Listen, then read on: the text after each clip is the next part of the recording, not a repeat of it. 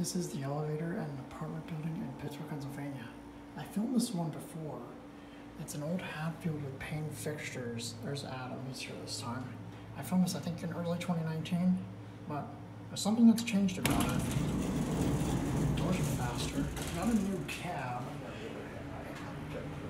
And unfortunately, with that new cab, they slapped on PTL Performer. Headrick slapped on PTL Performer.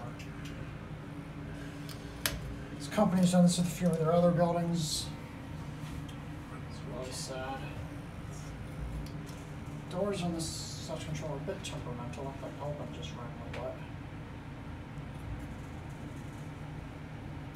Maybe. There we go.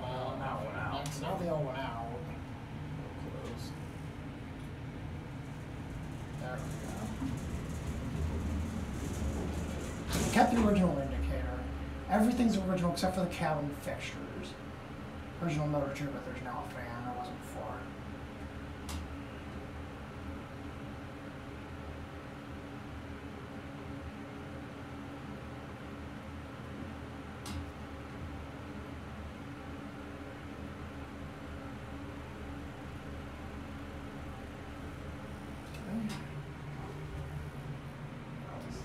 Definitely wants like a really control elevator.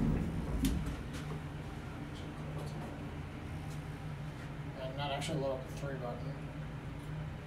Not one out. New front. Yeah, because it was just like a white painted before.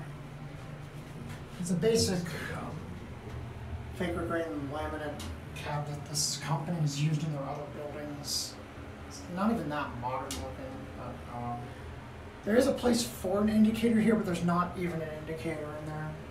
The buttons are 1, 2, 3. The indicator's still on the page. Bumper. Really sad. This was a cool one. It had the same buttons as the Collins inside originally.